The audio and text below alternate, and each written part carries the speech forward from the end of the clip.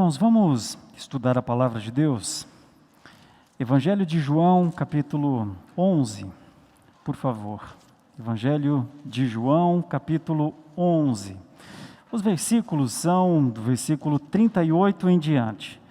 João 11, 38 para frente. Nós estamos finalizando uma série hoje, a série de os 7 registros da glória de Deus, os 7 sinais de Jesus no Evangelho de João. E hoje, então, este é o sinal. João capítulo 11, versículo 38 para frente, a ressurreição de Lázaro. Está escrito na palavra de Deus, do 38 para frente. Jesus, agitando-se novamente em si mesmo, encaminhou-se para o túmulo. Era este uma gruta, e a cuja entrada tinham posto uma pedra. Então ordenou Jesus: tirai a pedra. Disse-lhe Marta, irmã do morto: Senhor, já cheira mal, porque já é de 4 dias. Respondeu-lhe Jesus: não te disse eu que, se creres, verás a glória de Deus? Tiraram então a pedra. E Jesus, levantando os olhos para o céu, disse: Pai, graças te dou porque me ouviste. Aliás, eu sabia que sempre me ouves, mas assim falei por causa da multidão presente, para que creiam que tu me enviaste. E tendo dito isto, clamou em alta voz: Lázaro, vem para fora. Saiu aquele que estivera morto, tendo os pés e as mãos ligados com ataduras e o rosto envolto num lenço.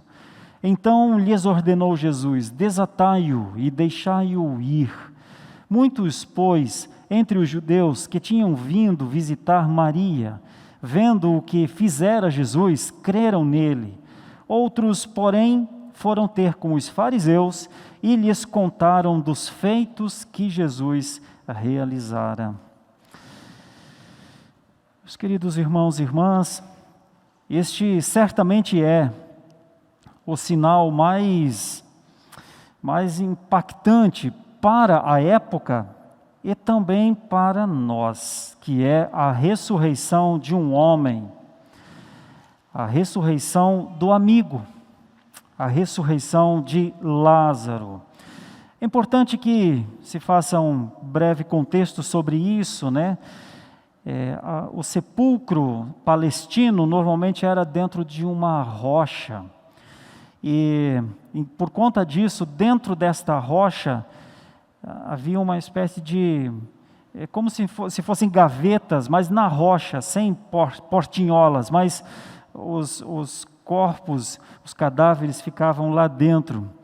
Então isso era feito em lugares distantes até, porque é um tempo em que não havia tecnologia, por exemplo, de embalsamar corpos, né? E a pedra estava colocada então neste sepulcro justamente para a proteção das pessoas mesmo. E havia uma crença na época também, a humanidade sempre teve muitas crenças, e uma das crenças é que depois que a pessoa era colocada num sepulcro, o espírito vagava. É crença popular, mas algumas crenças se tornam quase que verdades, entre aspas, e essa era uma delas, que por 3 dias aproximadamente o espírito pairava sobre este corpo, então ninguém nem chegava perto, esperando que se resolvesse a situação, vamos dizer assim. E Jesus fica sabendo da morte do seu amigo e vai a este lugar. Para todos, nenhuma esperança mais, absolutamente tudo definido, 4 dias. Mas nós que lemos essa passagem hoje, 2000 anos depois, sabemos que havia uma esperança para Lázaro, mas ela ainda não era de conhecimento das pessoas. Ela não fazia parte da esperança das pessoas, da fé das pessoas. Esse era um momento triste, esse era um momento de profunda angústia, era um momento de dor. E qualquer pessoa que chegasse para visitar Lázaro, nada mais faria do que ver o rosto do falecido, coisa que nós fazemos nos velórios que vamos.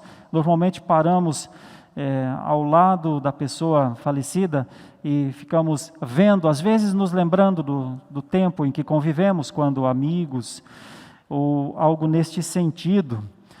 Pois é, mas havia uma esperança para Lázaro, esperança que muitos que ficaram frente a frente à morte nem creram nela. Nessa semana eu estava assistindo um documentário de uma TV alemã, a DW, e ouvi um comentário, um testemunho, na verdade, de uma sobrevivente de Auschwitz. Ela se chama Lili Ebert. E ela disse uma coisa marcante.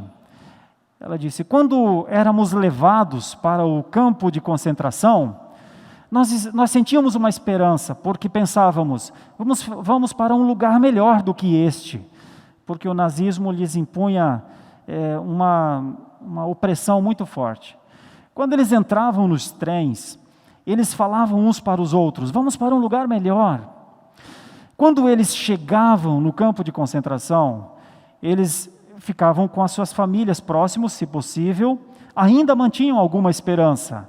Mas ela disse: chegava um dia que todos nós sabíamos que a única saída era a chaminé.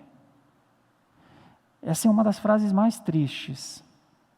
Chegava um dia em que todos nós sabíamos que a única saída do campo de concentração era pela chaminé, incinerados. Ela não acreditou mais. Ela diz: eu perdi todas as esperanças.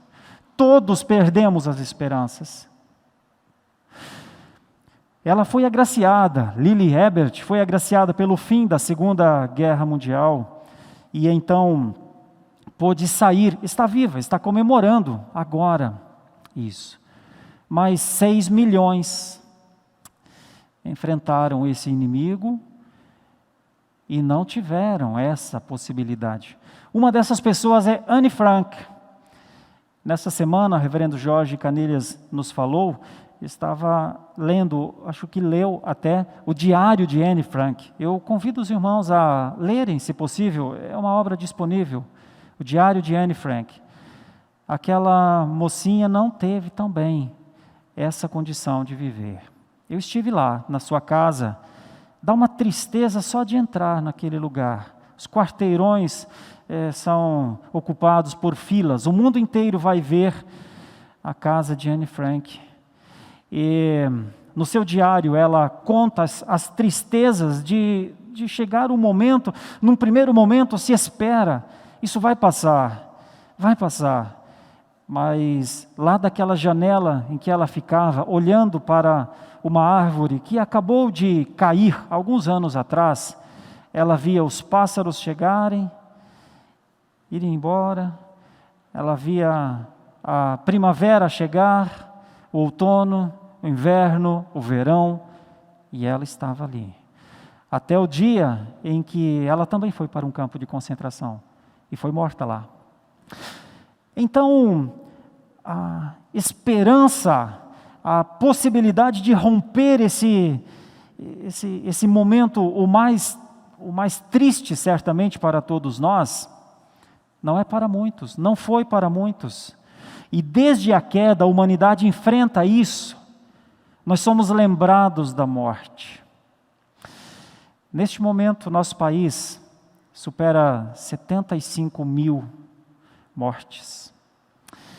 E na história, cada vez que fatos que envolvem a morte vêm à tona, normalmente pessoas pagam um preço alto por isso. Nos genocídios, os genocidas são julgados como criminosos de guerra.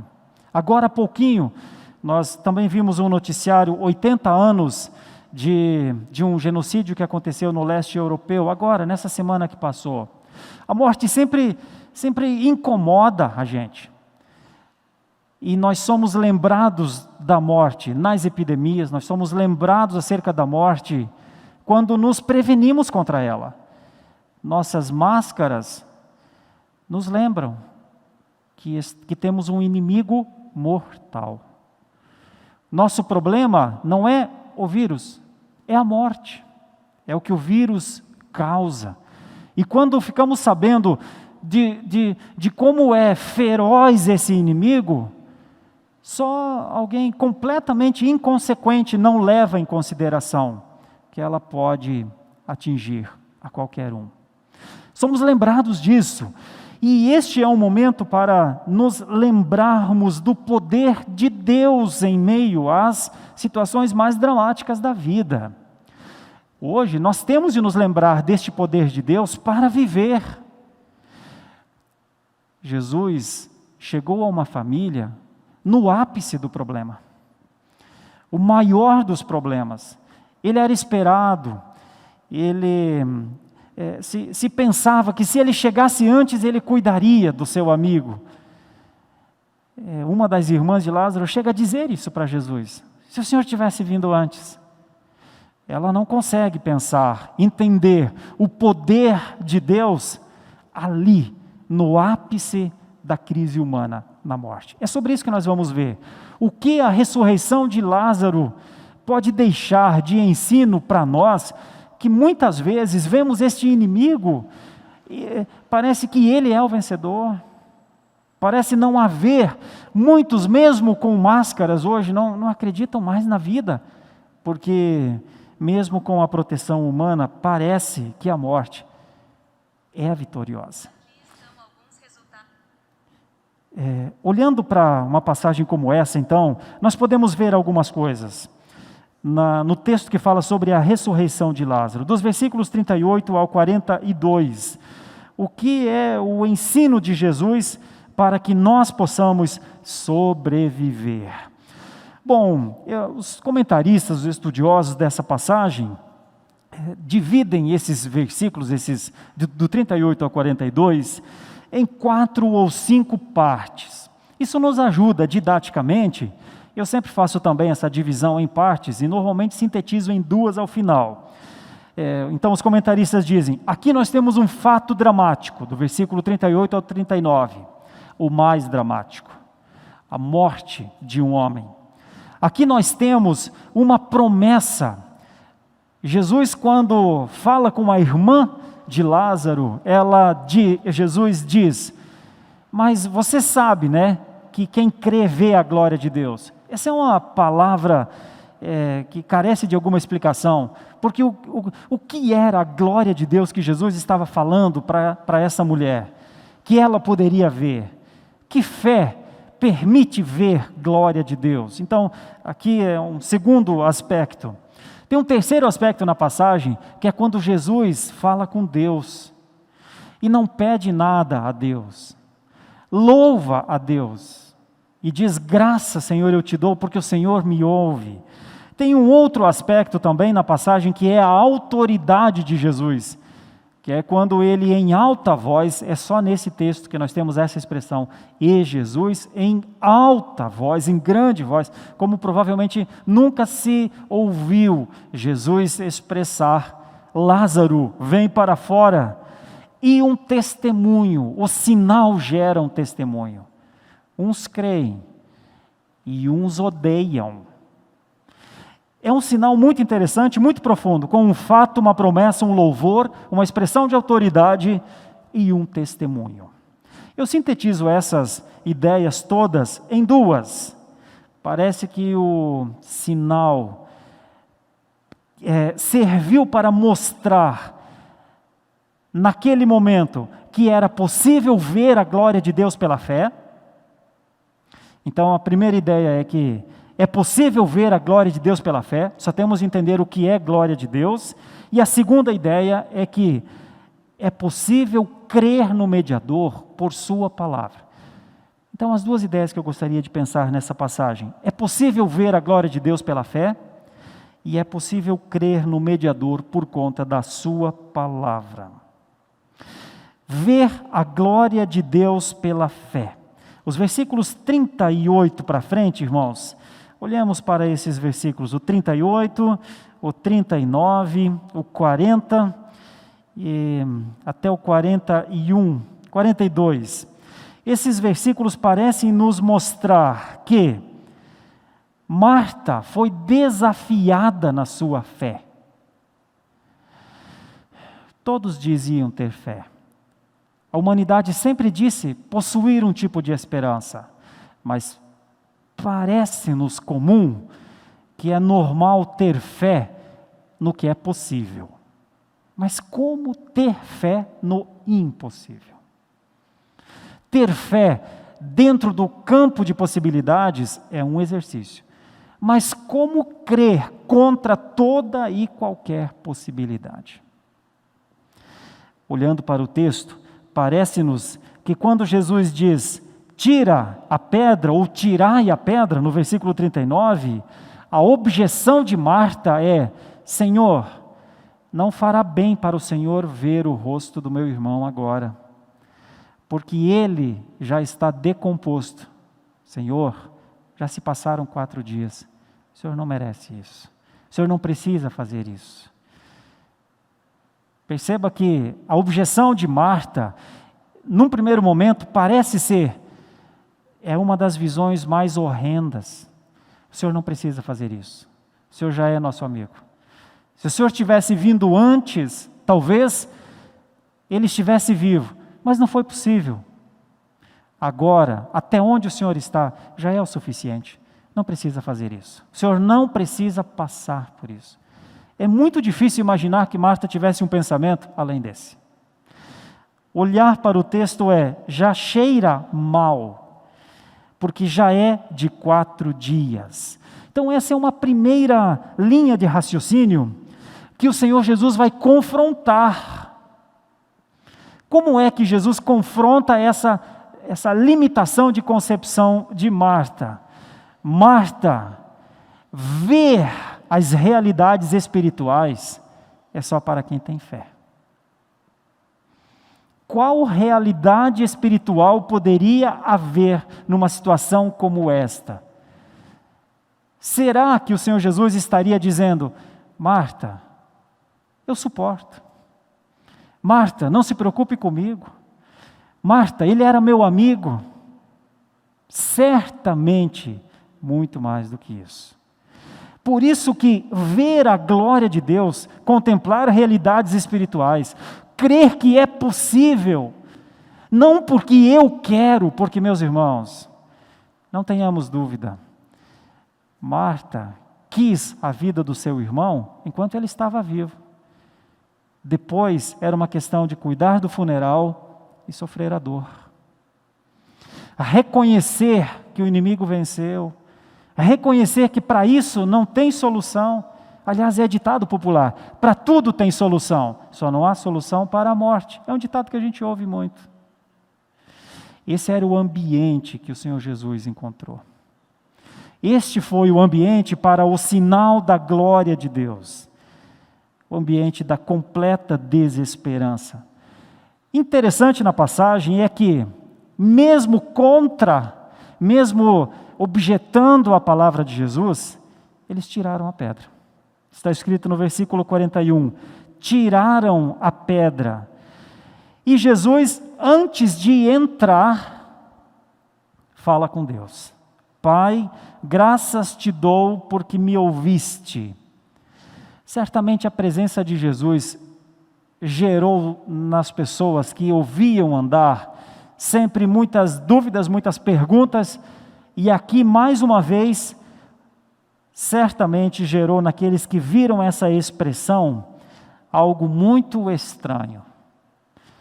Ele pede para entrar no túmulo, no sepulcro, mas ele dá graças a Deus, ou dá graças ao Pai, diz que o Pai sempre o ouviu, e eles estão ouvindo esta oração agora, diante de uma situação inevitável, pelo menos aos olhos humanos, e diante de um quadro de nenhuma chance de restauração.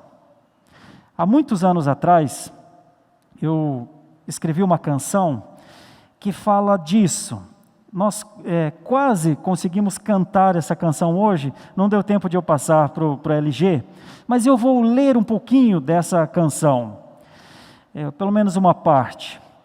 Diz assim: uma notícia triste, um amigo que partiu, tanto para falar, mas não há mais tempo para expressar. É triste. 2 dias sofrendo a ausência, saudade, mantendo a presença, tanto para falar, mas não há mais tempo. E a frase de Marta: Mestre, onde estavas? Longe de ti morremos, o nosso irmão partiu. Nossa família se partiu. Nossa família se partiu. Este é o senso talvez mais difícil de se aceitar. A partida sem a volta. É quando a saudade já está no abraço daquele que se vai. Como ver a glória diante de uma situação que parece não ter volta? Como ver a glória diante de uma situação que parece estabelecida? Era isso que Jesus estava falando para aquela mulher. Não te disse eu que, se creres, verás a glória de Deus? Essa palavra de Jesus está espalhada nos evangelhos. Creia. Normalmente, quando o Senhor Jesus disse para crer, era quando alguma coisa estava indo muito mal. No barco, como nós já estudamos em um dos sinais passados.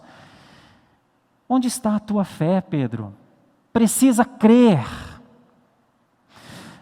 Para o pai que chegou e disse: Mestre, meu filho, desce e salva o meu filho.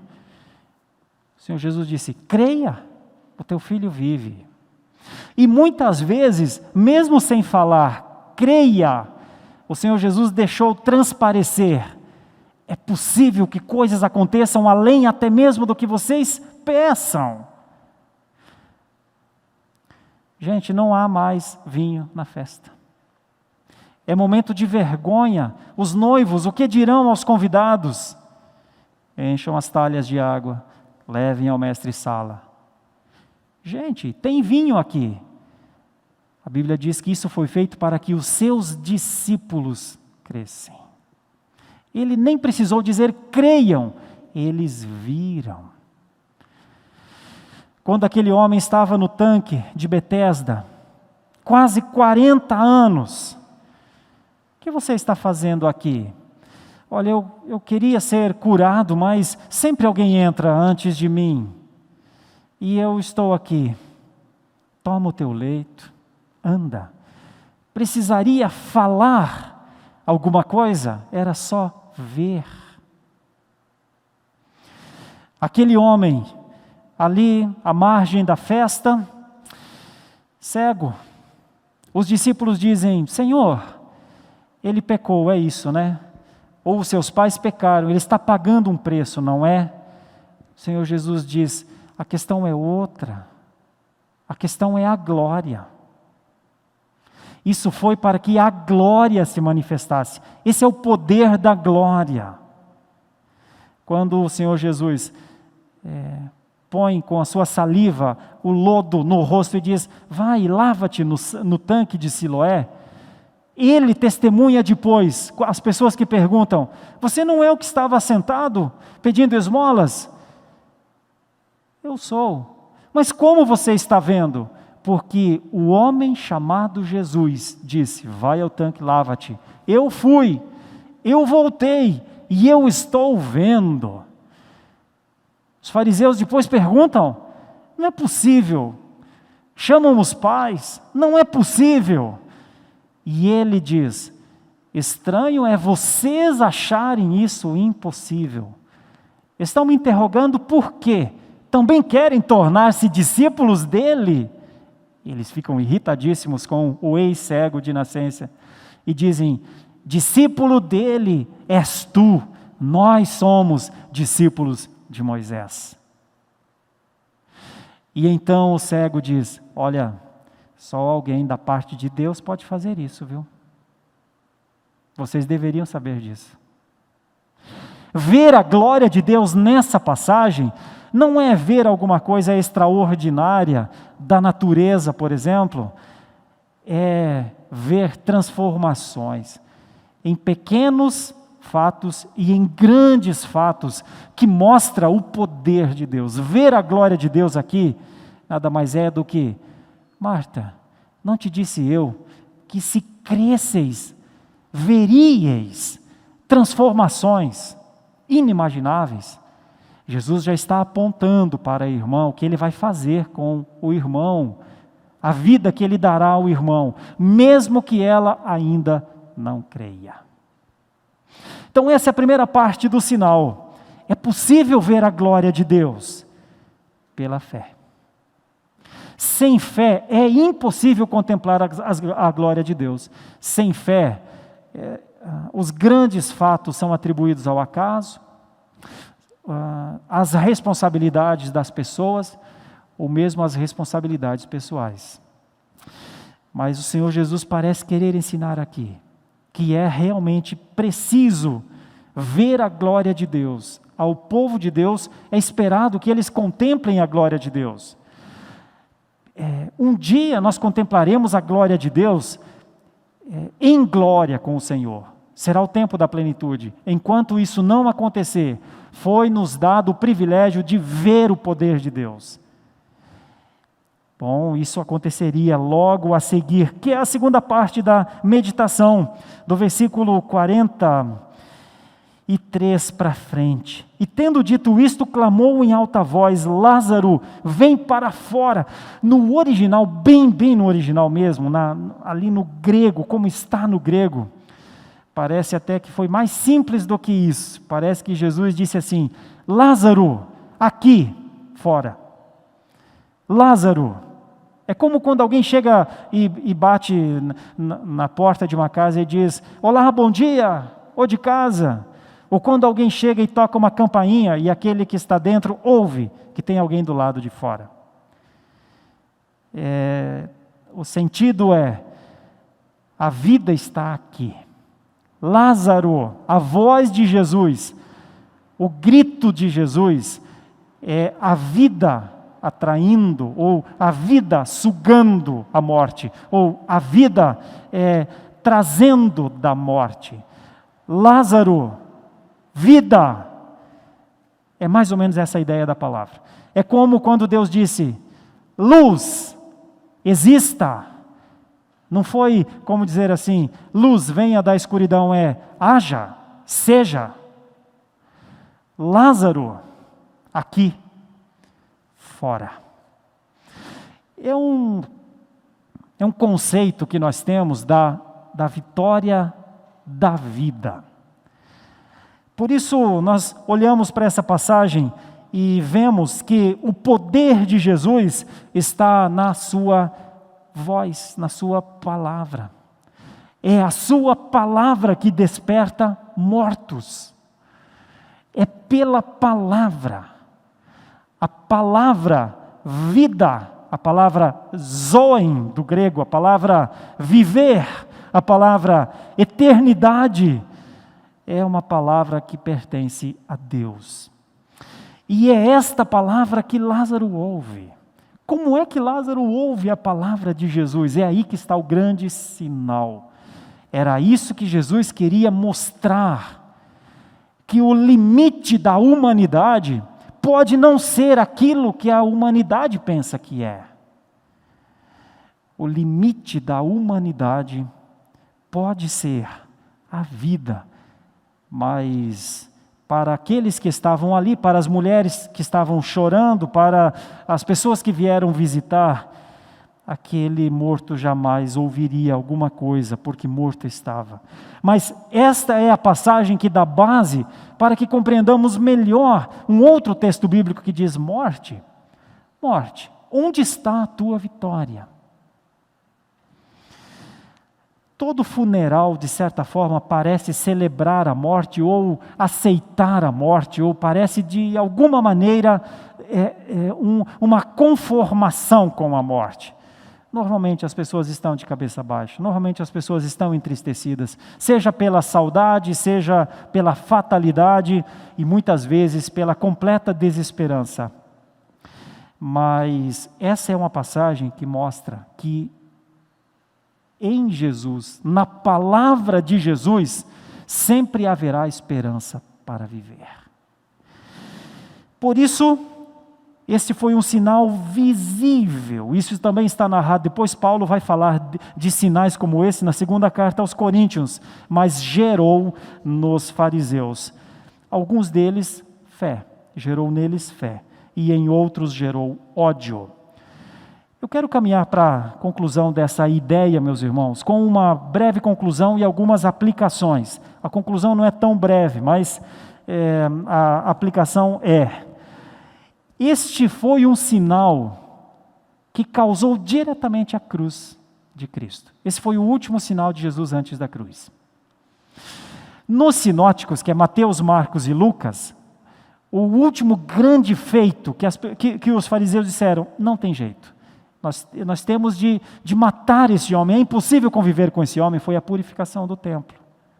Nos 3 evangelhos, a purificação do templo é o último grande feito de Jesus, quando ele purifica o templo, expulsa os vendilhões, logo a seguir eles encontram o motivo para condená-lo. Mas João reserva este sinal. A Bíblia diz que logo depois disso, eles se perguntaram uns aos outros, os fariseus: o que estamos fazendo? Nós vamos suportar até quando estes sinais? Alguns chegam a dizer que isso é uma admissão, mas eles não aguentam, não suportam mais conviver com Jesus. Então, em João, esse aqui é o último sinal. A partir daqui, sua morte está decretada. Tem mais um detalhe: o sinal da ressurreição de Lázaro é, de certa forma, um apontamento para a ressurreição dele mesmo, do próprio Jesus. D.A. Carson diz que é uma antecipação pálida do que estava por acontecer.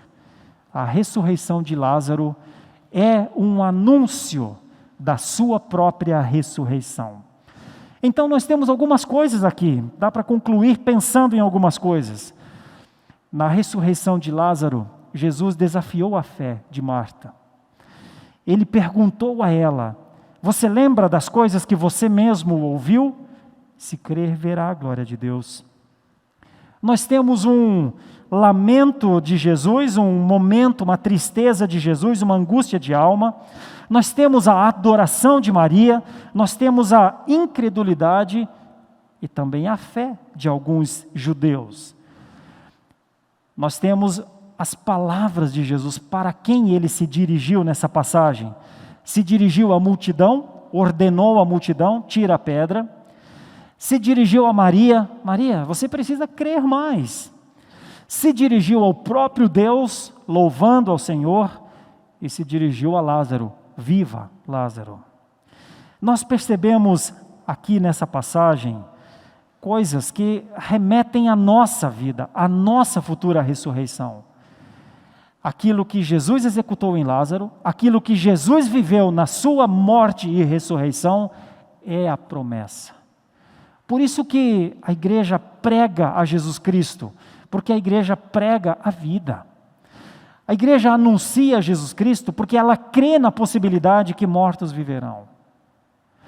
Ela entende o sinal de Lázaro como uma possibilidade real, como uma verdade possível. Ela crê que o que Jesus executou com Lázaro e viveu, todos experimentarão, os que creem. Todos os que creem experimentarão essa vida. Por isso, meus irmãos, nós podemos concluir uma passagem como essa dizendo: isso aqui não é uma história de uma pessoa que ressurgiu. Isso aqui é uma antecipação da nossa história. O sinal de Jesus com Lázaro tem que funcionar na nossa mente, no nosso coração, como um caminho que o nosso irmão percorreu e o nosso passo já foi dado. Nós já começamos a trilhar nesse caminho com a conversão. Nós já vivemos a vida que o Senhor Jesus veio trazer. O momento em que os nossos sentidos se forem tirados de nós, não será o momento final da nossa vida, realmente será o último inimigo a ser vencido. a ser vencido, porque o nosso Senhor Jesus venceu. Nós olhamos para essa passagem e procuramos algumas aplicações. Como a gente enfrenta esse momento difícil? Por exemplo, esse que nós estamos passando. Por exemplo, a história que mostra que a morte está presente e pode alcançar a todos a qualquer momento, e alcançará a todos se o Senhor Jesus não voltar antes. Como crer em relação a alguma coisa que parece não haver nenhuma possibilidade? Somente pela fé. Por isso os cristãos, eles se dividem, eles se separam do pensamento dominante do mundo. É quando os cristãos conseguem contemplar uma realidade espiritual e conseguem enfrentar esse momento mais difícil, não como alguém que perdeu uma guerra, mas como alguém que enfrentou um inimigo e que tem o apoio daquele que venceu este inimigo. Nós não vencemos a morte por nossas forças, nós só podemos vencer a morte pela fé. Foi um grande ensino quando ele saiu, diz a passagem, e quando os fariseus, uns creram e outros não creram, ficou-se estabelecido o sinal da vitória. Então o 7º sinal de João é o sinal da vitória, é o sinal possível, é uma esperança para quem ouve, é uma certeza para quem crê. 3 coisas, nós podemos pensar em 3 coisas sobre como enfrentar a situação da morte. Com fé, com confiança e com lealdade. Olhando para esse texto e nos lembrando de Lily Ebert, ela foi agraciada com outra saída. Ela disse: todos sabíamos que a única saída era pela incineração, lá em Auschwitz, era pela chaminé.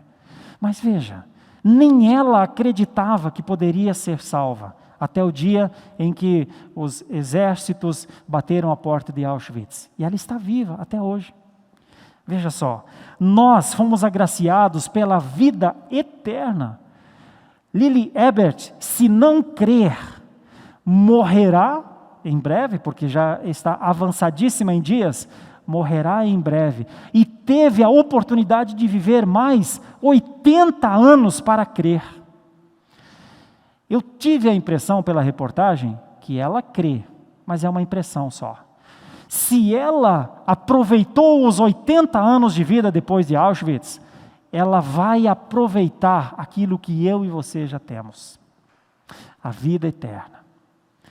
Essa é a nossa esperança. Nós não precisamos passar por Auschwitz. E qualquer vírus que tenhamos de enfrentar, qualquer epidemia ou pandemia, nada pode tirar a esperança que o Senhor Jesus veio trazer. Existe vida para você. Essa é a vida prometida. A vida que Ele deu a Lázaro naquele momento e a vida que Ele dá a todo o que nele crê. Nós fomos agraciados pela vida eterna. Vivamos então como alguém que jamais morrerá. Que Deus nos ajude, nos dê graça e nos ajude a ler passagens como esta para termos esperança. Às vezes precisamos dizer: Senhor, me dá mais esperança. Essa é a nossa oração, em nome de Jesus.